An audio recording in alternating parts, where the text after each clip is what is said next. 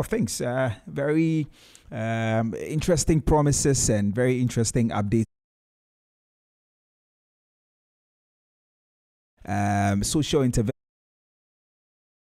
business to agriculture to sports to all the sectors of the economy, and he's speaking on quite a number of things. I'm here. My name is Nii Trebi Hammond. If you just tuned in, and I'm here with my colleague Praisebell, Rosemond, Larbi, to break down a few of the things. To just share our thoughts briefly on what exactly the president has been speaking about. Praisebell, welcome. Yeah, thank you. So the president has been speaking for almost 3 hours, oh?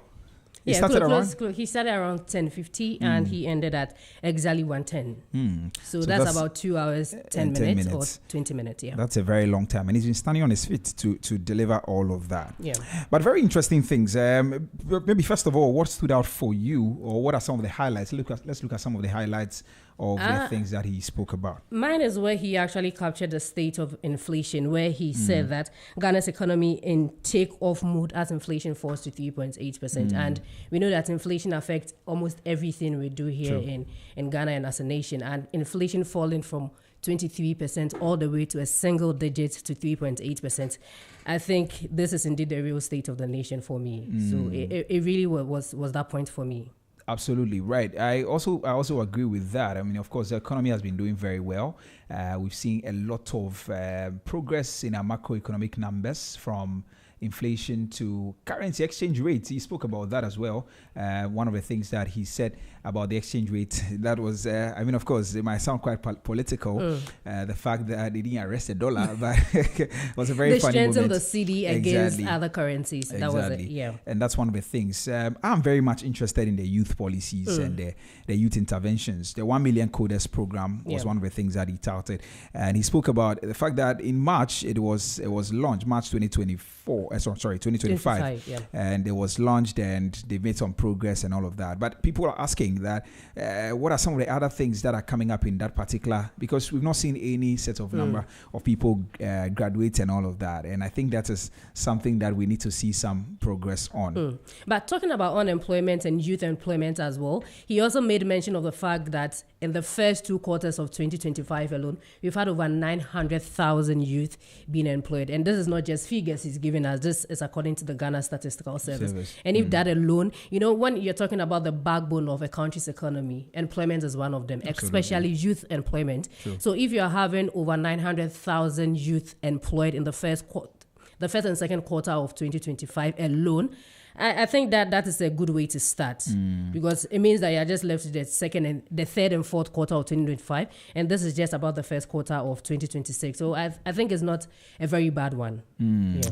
Right. So we are all excited about some of the things that the president has said. Now, one of the major things he also spoke about was that by December 2025, our current account recorded a surplus of 9.1 billion, representing 8.1% of our GDP. And I think that is also something that aligns with the progress we've made as a country. He said something that was that actually struck me, and I think that's something very important we need to do. And he says that a nation that does not learn from past mistakes cannot get out of the cycle of problems that impose hardships on its citizens. And even that has, away from even a nation, even as individuals, if you don't learn from your mistakes, you would still be in the cycles of the same problems all the time. So if we have a president that knows that these are mistakes we have made before, and so because of that, we are leveraging on these mistakes to make a better decision for the future, I think we're in the right direction. Absolutely. Yeah. I agree with you. I like the fact that, in the past, not comparing to any governments whatsoever, but there are certain times that we hear of we receive the addresses from presidents, and we don't touch on all sectors of the economy. But looking at this particular State of the Nation's address, I think it's touched on like every because I recall even when we were in the newsroom, I asked that which other sector is left. Because we realized that he's touched on all the sectors. From energy. Yes. And for me, I think he was really particular about each and every sector, to the extent that he had to even speak about the no bed syndrome thing, that nobody needs to die because there are no beds in hospitals. Absolutely. Which for me is very sad that we had to lose this Charles, an engineer, 29 years to die because of no bed syndrome. So if the president is able to touch on this in his State of the Nation's address, it's a very good one. And then he spoke about every sector: the health, education, galamsey, transport, even everything. the cocoa farmers issue. I know a lot of us may not have been happy with his comments coming in about the cocoa, but then what was his comments? So he said that he knows that cutting down the cocoa price was a difficult one, but it's for the betterment of the economy. And we can't think about one sector of the fraction and leave the other sector. Yes, we know our cocoa farmers happen to be the backbone of our economy, where we export raw cocoa beans and all of that, and it's really benefiting our economy. And if you look at good as well. But talking about cocoa for now, we know that, yes, the price has been slashed down to below the 3,000 benchmark that he had and all of that. But what we need to ask ourselves is it necessary for that cut to come in? And he has explained to us that indeed it was necessary for that cut to come in. So I think both sides of the fraction would just need to come to a consensus and understand that we are not doing this to limit you, or we are not doing this for you to feel that we do not care about you. We need to do this for us to also sustain our economy. So I think that was what the president was looking at. And now even when you go onto the global market, I think cocoa prices have actually dropped on the global market. Yeah. It's not just in Ghana. Yeah, Cote d'Ivoire is struggling. Yes, where we have now the commodity that is really rising on the global market is gold. It's gold, yeah. Yes, so as gold keeps recording record highs, I think it will get to a point where gold would also reach there. So let's just look at that. If on the global market, cocoa is doing well, and we have a nation that is saying that, no, we are not going to pay our cocoa farmers the supposed amount you're supposed to give them, that is when we can come at them.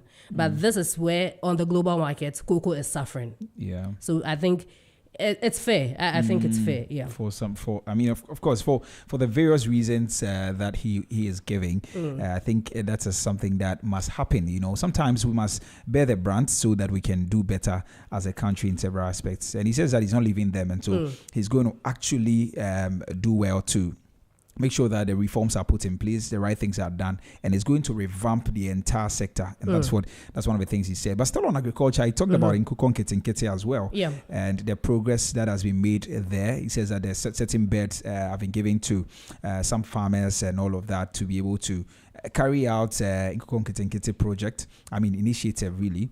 And very soon we're going to see the results thereof. So I don't know if there's any other thing you want to talk about in terms of agriculture. Yeah, I think that will be all for now when it comes to agriculture. It's just these two major ones. Yeah. Now, in infrastructure, very important, the big push. He talked about big push. The fact that very soon we're going to, the entire country is going to turn into a construction site. Construction hub, yeah. Yes, and so we're going to see a lot of. But I think that some of the things are very visionary. You know, the expressway, the Kumasi Accra Expressway. We can talk about some of the projects that he mentioned, the roads and all of that. Very visionary stuff. But my only concern that will these things be able to get achieved, or are we going to be able to achieve these things within the next 2 years? By precedents, we've seen that successive governments most of the times do not continue projects of external administrations, and so are we going to be able to deal with these things? Handle these projects within the next 2 years? How are we going to do it? Where's the funding going to come from? You know, some of these things. These are some of the questions we have to ask ourselves. You want to come in? Yes. So I like the point you made, where you made mention of the fact that other governments come in and they do not complete projects by successive government and all of that. It's why ZFM we are here. We are apolitical. We want to look at we're talking about governance. This is away from politics, who is in, who is not in. But I think that if our governments are able to understand that this is what we do, if a government comes in and starts a project, especially in infrastructure, roads, hospitals, we do not need to politicize this. When you come in and it's not done, you complete it. It's not about who did it. It's about who it's going to benefit. At the end of the day, it's going to benefit the entire Ghanaian community. So it's not about whose name is going to be mentioned. I think if our politicians or our governance experts, they need to understand the fact that it's not about whose name is going to be mentioned. It's about who it's going to benefit. At the end of the day, someone who is related to you may need to be on that road to avoid accident. So if our roads are in good state, if our roads are in good shape, trust me, travel time will be very limited. You would have trips that ordinarily would have taken about 3 or 4 hours can now take you about 1 hour 30 minutes. And even that is even going to boost our GDP. There was a time we had an economist on one of our shows where he made us understand that even traffic congestions impacts on our GDP. Economy, People wouldn't have known, because if you're spending about 3 or 4 hours in traffic, that is going to affect productivity. True. By the time you get to work, you'll not be able to achieve your day's target. But then if you are able to spend less time in traffic and you get to work, you're able to be productive and finish what you're doing. So I think that when all infrastructure projects are being laid out by a government, should that government be out of power, the next government should just continue it. Absolutely. These are very good initiatives the president is bringing out. If he's able to do it, fine. If he's not able to do it, whoever that comes after him, I think should just take up the initiative and continue. Absolutely. Yeah. And so there are so many things the president spoke about in terms of infrastructure. And I agree with you. I mean, these issues are not political. These are like national development issues. It's about the entire nation. And so I can see the kinds of results we are going to get from working on our roads in this country. He spoke about some feeder roads and some of the areas he was mentioning. I haven't heard the names before. And I'm like, this is all in Ghana, you know, but it tells us that the development is not being concentrated in the regional capitals alone. We are going to some of the villages and to make sure that infrastructure reaches them. And one of the things he spoke about was also electricity.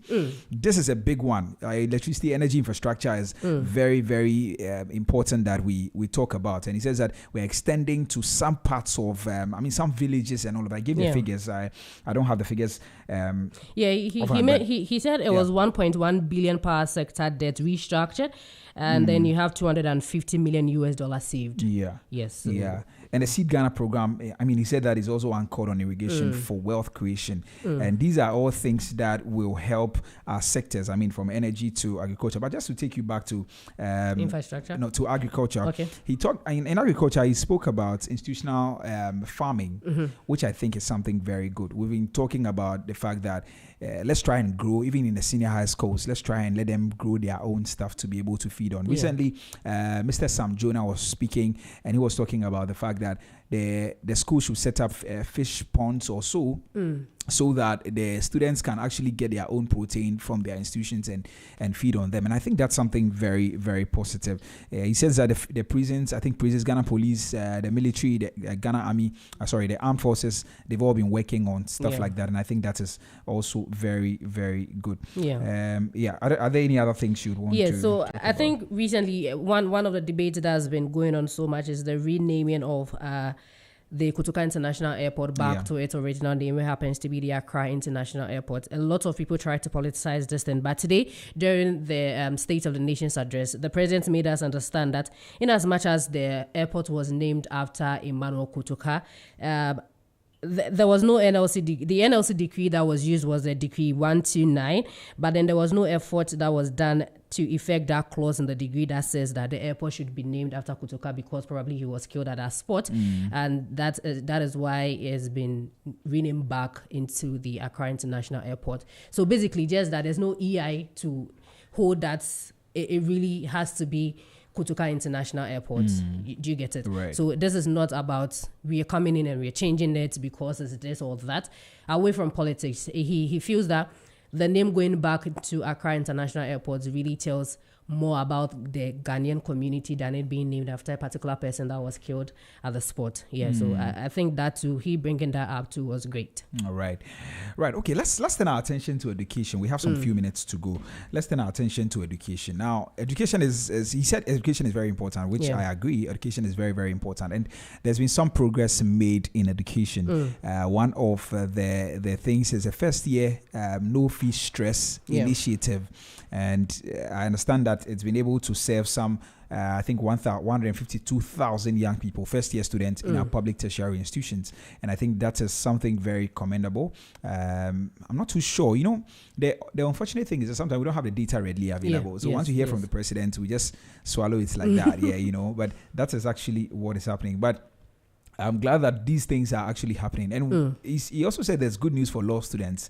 Law students in Ghana will also now able to access student loan scheme. For so long they were out of that. Yes, but people have been advocating and saying that they are students. They need to be also part. They are Ghanaians, so why don't you bring them on board? And so I understand that very soon they are going to also be brought on for that. And also the persons with disability. Yeah, I mean, he says that every person, anybody at all with disability in this country that is in our public universities has been catered. Their fees have been catered for. Yeah. And I think that is also very commendable. In our world today, we're talking about diversity and inclusion and all of these things. So it is very important that we make sure that everybody is able to access the developments in this country. So whether it's education, health, or wherever, we need to make sure that everybody is able to come on board. I don't know if you have anything on education. He also made mention of TVET.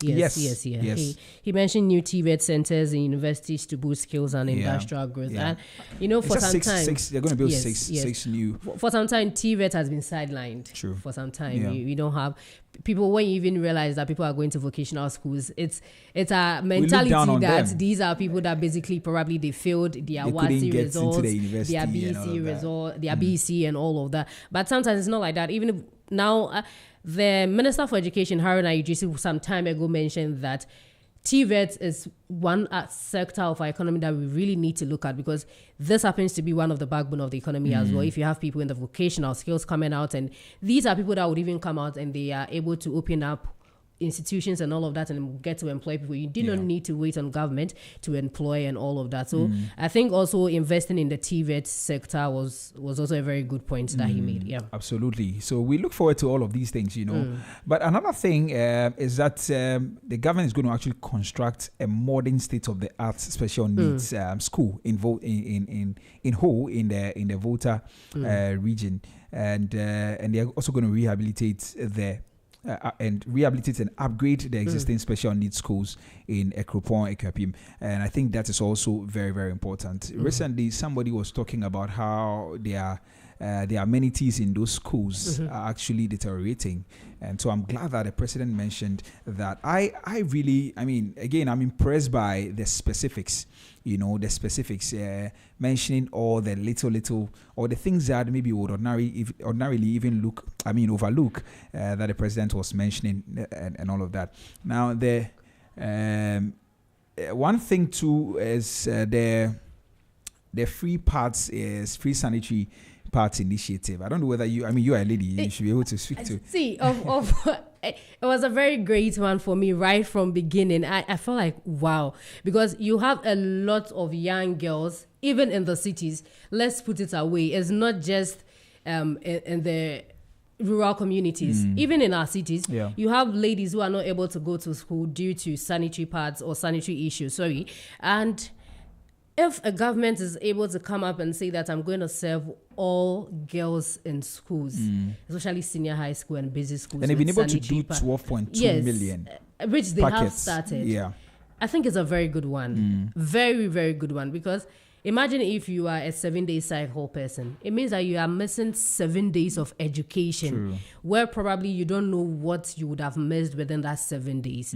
But if you have the tissues and you are able to go to school, you are able to learn. Absolutely. You get it. So it's a very good one for me. But it's a very good one. A lot of people have actually criticized that particular policy, because according to them, the money we are using to go and share or give free sanitary towels and all of that, we should be using that to construct a factory that can actually produce that.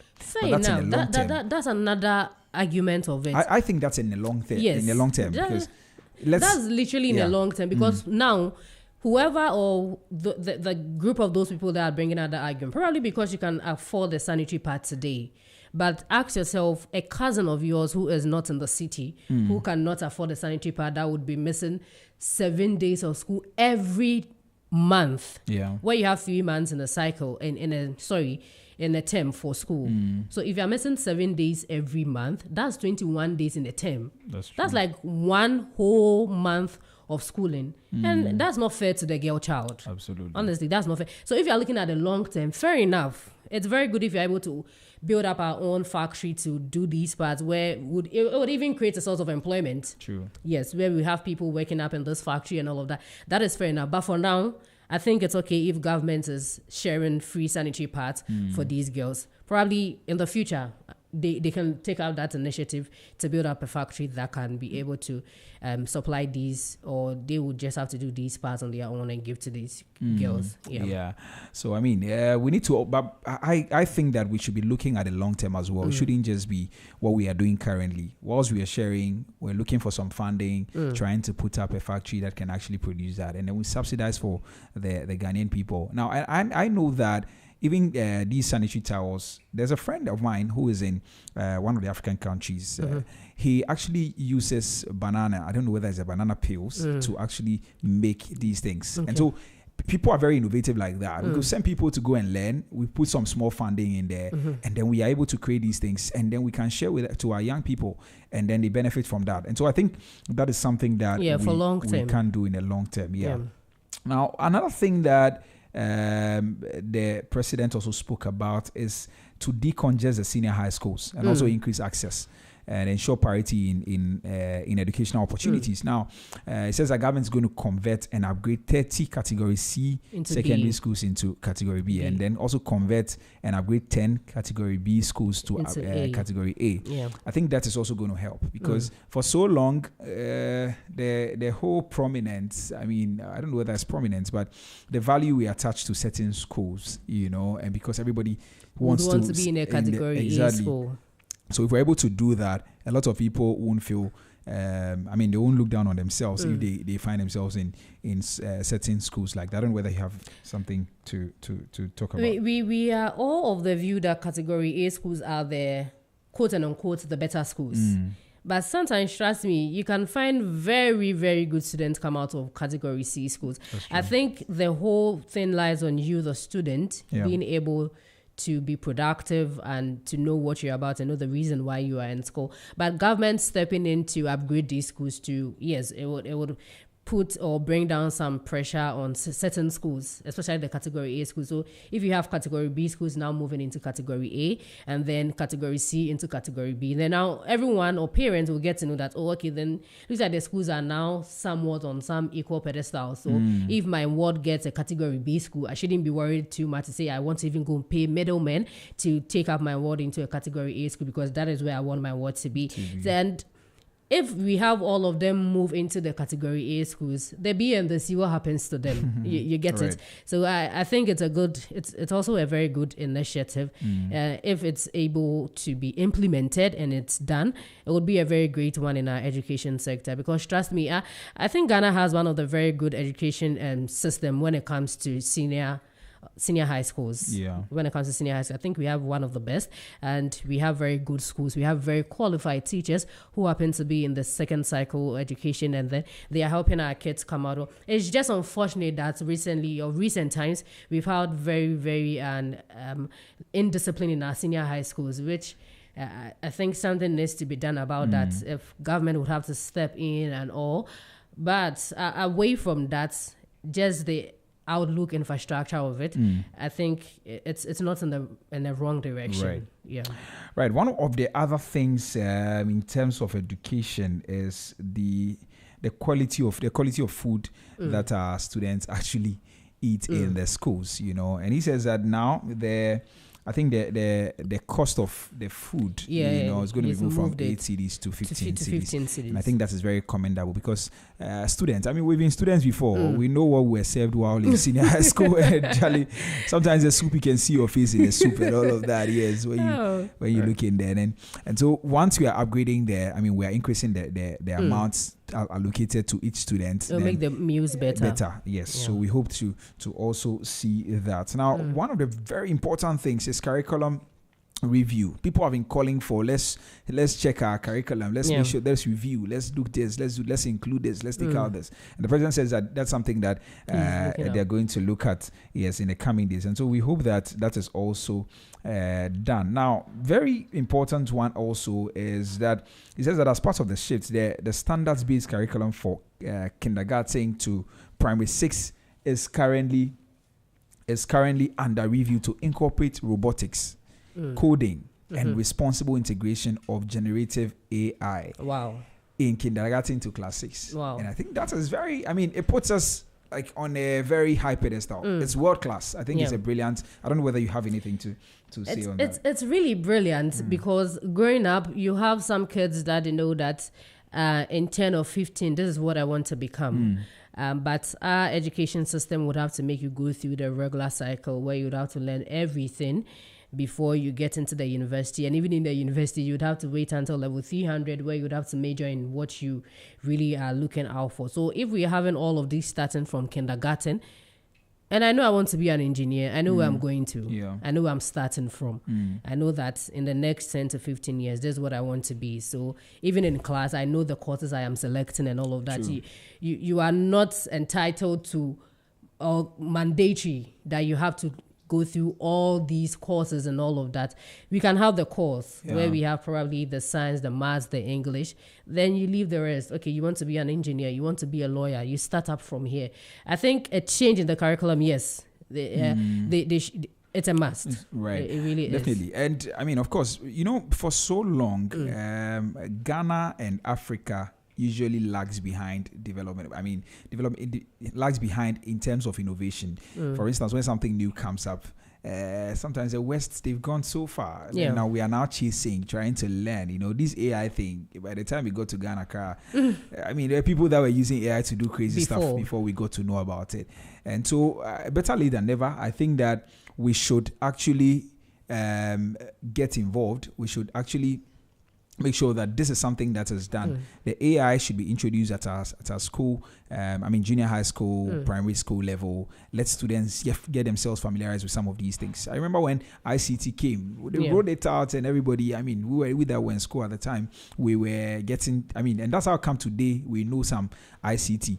And so I think that AI is very, very important because that's where the world is heading. And if we don't do something about that, we will lag behind in the long term. But of course, important stuff around ethical use of that, the digital responsibility, the critical thinking and human values as well also play a role.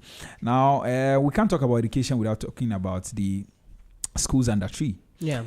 Schools under trees, and the president says that they're trying to construct, they're going to do some constructions this year, 200 kindergarten blocks, 200 new primary school blocks, 200 new junior high schools nationwide. And he says that he also said that some adequate location has been done in the 2026 budgets for that.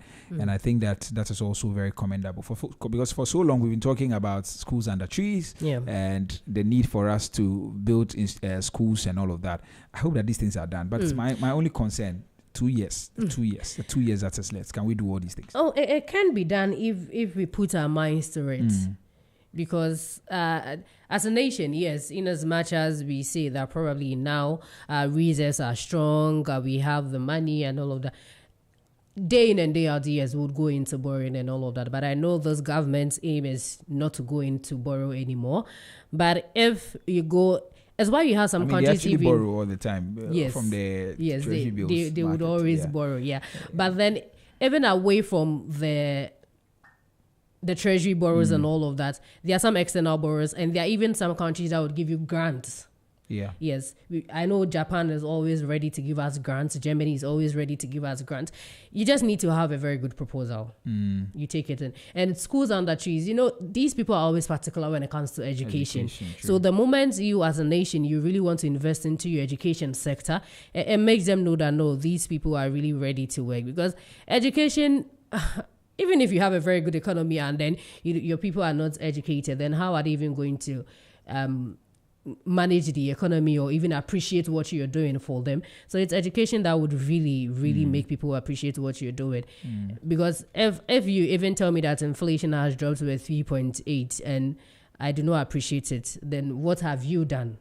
Yeah, exactly. So that's true. That's true. Right. So exactly 38 after 1, and this is your special live broadcast of the State of the Nation's address, the post State of the Nation's address commentary right here on Z101.9 FM. And my name is Nii Trebi Hammond. I'm doing this with Praisebell, Rosemond, Larbi, my colleague here. You can also join the conversation. Let us know what stood out for you. You can send us a text on 0544321019, 054432 030321019. You can also call us on 030395661, 030395661, and we'll give you the opportunity to be a part of the conversation. Yeah, so that is that. We're also streaming live on Facebook at ZFMGH and on YouTube at Z Multimedia. You can visit those platforms, drop a comment there, and we'll read them for you. So there are quite a number of other things that the president spoke about. Yeah. Major. Okay, you want to say something? Yeah. One, two for me is we always hear this. We always hear this, but I hope this time around is really something they are looking at. That's the necessary allowance. Right. So he made mention of That's the fact that is that being restored. it's been restored Yes. and now it's regulated. We have instances where they come in, it's been off, and we are not even being paid and all of that. But even now he's saying it's been restored and it's being regulated. I think it's a very good one. Yeah. It's a very good one. And I know the nurses are happy. I mean, when they heard that it's been restored, most of them were happy. And I can see that payments are being done, because I haven't seen the nurses complaining like they used to some time back. Yes, but a very big one is oral. Anti-corruption. In this country, where he even mentioned Iyoko as well, and the monies they've been able to recover. I think you mentioned 600 million or 600,000 million. 600 million or something related to six. I don't remember the exact figure. And Iyoko has also been able to retrieve about 14 luxury cars as well. So. Yeah, we know one of their major, should I say, manifestos or manifesto promises was oral. Operation Recover All Loot. So if we are recovering it all, and then now he's saying that Iyoko has been able to recover this and all of that, I think we are okay.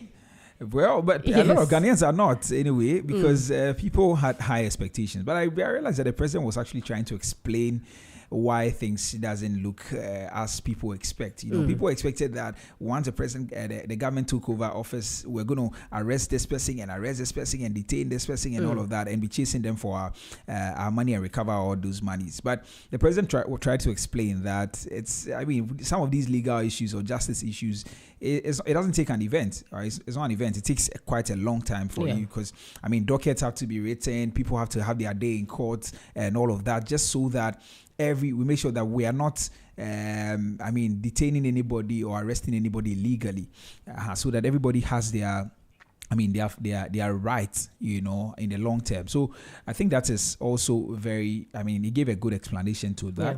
I hope that we get to understand. A lot of us we need to understand, because the law is the law. The law works with evidence. The law doesn't work with the fact that we suspect. The law doesn't work with suspicion. You get it. So if I know, or I feel that Nii Trebi is with a luxury car, we need to find out. Exactly. There need to be evidences against him. Everything should be pointed at him. Investigations need to be done. We need to even get witnesses that are saying that, yes, I know this car was given to him by the government, or he got this car through malicious ways and all of that. But if the fact that I suspect you came into power and in a year or two you acquired a house at Airport Hills, you bought some luxurious cars and all of that, that alone cannot be enough for me to say that I need to take them away from you and also to detain you.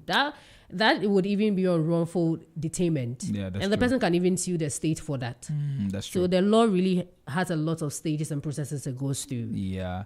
So let's lower expectations. Ghanaian people, myself, I've been one of the people that used to say that, we are not seeing anything. We expected actually by now people are being arrested. But I think that the argument has been very good. The fact that there needs to be, things will actually take time for it to unfold, and we'll get to see it. And he says he's actually also very worried about some of the things, and so we hope that is done. But Praisebell, we'll have to leave soon. But one of the things that we can't leave out of the conversation is we, the media people.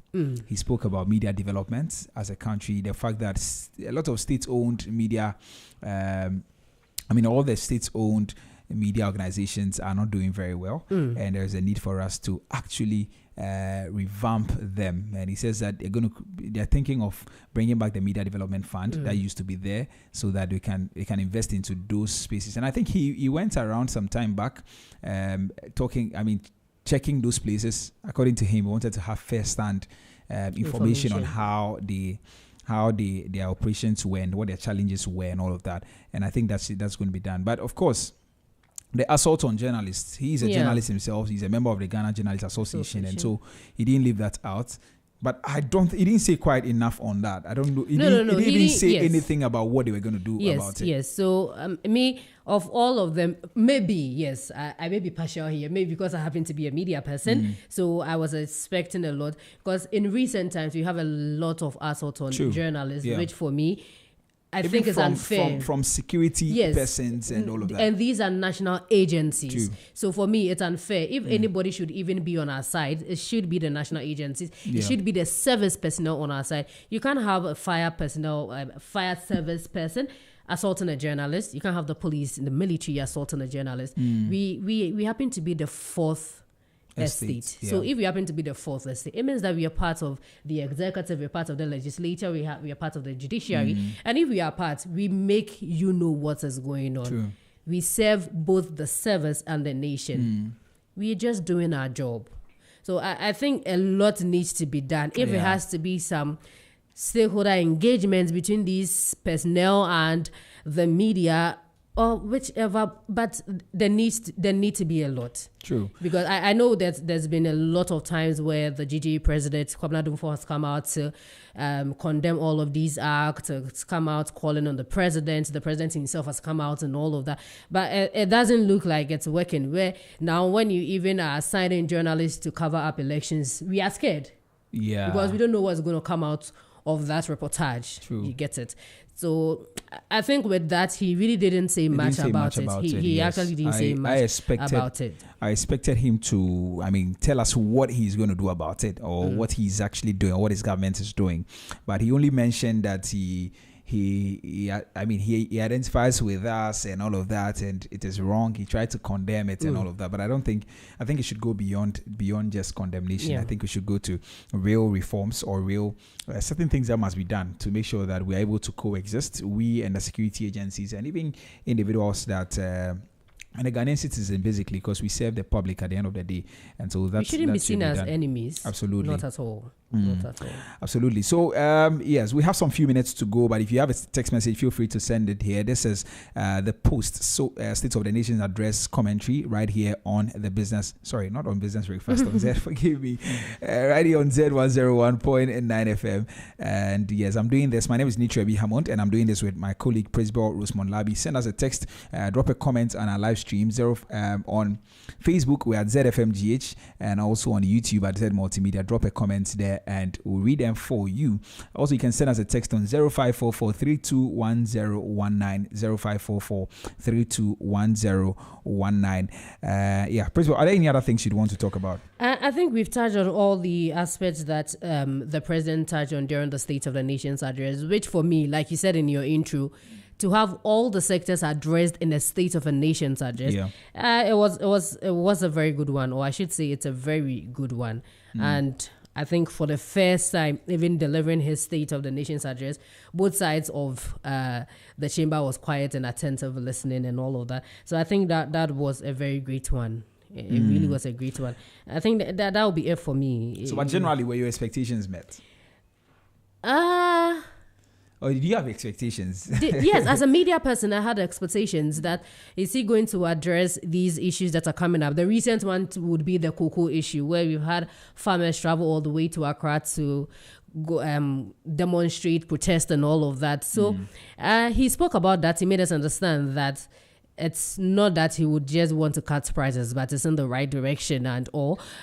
So for me, I think all of my expectations, because as a media person, of course, you would have to have expectations of the State of the Nation address that is coming up to know how you're even going to write your stories, your angles of the stories and all of that. So all my boxes were ticked. Okay. Yeah, they were.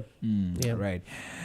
Well, maybe the final thing to talk about, and we can't leave without talking about it, it's also sports. Yes, one of the things he spoke about was, people have plans of going to, traveling to the US and never coming back. For the World Cup. I think he's one that at least, yes, let's not find ourselves on the ban list of the United States of America. Yes. And so if you are given the visa, you get the chance to get the visa. If it's for 11 days, it's for 30 days. Try as much as possible to stay for 27 days and come back. Yeah. Yes, that would even open up your chances of getting another extended visa when next you apply. Well, yes, talking about that, he mentioned of the fact that now you can acquire a passport in 15 days. You can get your visa in 5 days. You just have to sit in the comfort of your home, apply online and all of. I think I need to try it. You should. He said if you like, try it. Yes, that's something I think I need to try. So I have a passport. I'll try a visa processing one to see if it's working. And I'll have to come back and let Ghanaians know that indeed it is working. And so did he say passport or no, for the passport and visa. Right, yeah. the visa, right. The passport is for 15 days and he said the visa is for about 5 days. So,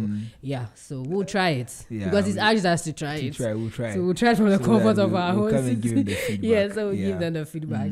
Right. So that is that. He spoke about some other things in terms of sports as well. The Black Queens are going to another, I think, African and the Women's African Cup of Nations also, and some other things. But Galamsey, big one, big one. He said something, and he said it's even difficult to get the big people in Galamsey and all of that. Which for me, it says that he's vowing that they are going to go for the big fishes. The big fishes. Which for me, I was happy because the people you see at the Galamsey pit are not the people. No, they are not at all. They are not the people. There are some kingpins behind. Somewhere behind them. And so if you arrest the people on the field, the kingpins will still hire new people. And so if now the attention is going to drive away from the field men and go after the kingpins, I think it's going to work. Yeah. I think for me, about Galamsey, when he said that, I was happy. But the point is, how do we even find the kingpins? It is when we arrest those on the ground that they may point to the kingpins. Yes, but they'll still go for those on the ground. It's not like they are leaving them out of the story. They'll still go for those on the ground, and then we'll use them against the kingpins to get them. Let's just hope that. And even that would even be if these people on the ground are going to talk. Yeah, that's true. Exactly. Because in the past, I don't think they've been mentioning the people who actually, give them that particular job to do. Yeah, but so something will lead to something. It's like they are tip-offs. True. So there'll be a tip-off. Because you're my friend. I'll be talking to you. There are times you confide in someone. Oh, this is my site and all of that. If I'm a good citizen, I think I need to blow it up. We all need to be very good citizens. We just do not have to be spectators. You get it. Yeah. All right. So maybe the final one is the energy sector reforms. The energy sector has struggled for so long. We don't saw to even 2024 how we battled with some light issues and the gas issue and all of that. Yes, our gas debt and all of that. It says that they've settled $500 million gas debt, and now we are free from that. And so very soon we're going to see some changes there. But in recent times, I've seen a lot of people actually talk about the in terms of electricity, the ECG, the meters. Yeah, I was about saying that I don't think he made mention of that. He didn't talk about the meter. Yes, he didn't capture that. But I think as of Wednesday, the Minister for Energy and Green Transition, John Jinapo, has tasked the Electricity Company of Ghana to investigate into these issues. Yeah. Personally, yes, I'm a victim of that. I buy 100 cedis every day. Every day? Yes, every day. So I know it's very worrying to know that this is where our energy crisis has reached. So he didn't capture that, maybe because they are not done with their investigation. You get it? Because it was just issued 3 days ago. That was on Wednesday. And so probably that's the main reason why his State of the Nations address didn't capture that. So we would have to relook that. All right. Okay, Praisebell. So let me hear your final thoughts and then we can go. I think that we've touched on every other thing. But of course, in our news, we're still going to cover some of the things. We're at still 6 p.m. going news. to come up at 6 p.m. 6 p.m. for. Yes, so for me, this is the second State of the Nation's address from the president since he assumed office in 2025. That was the 7th of January 2025. This is the second State of the Nation. And indeed, everything he said are things we are seeing.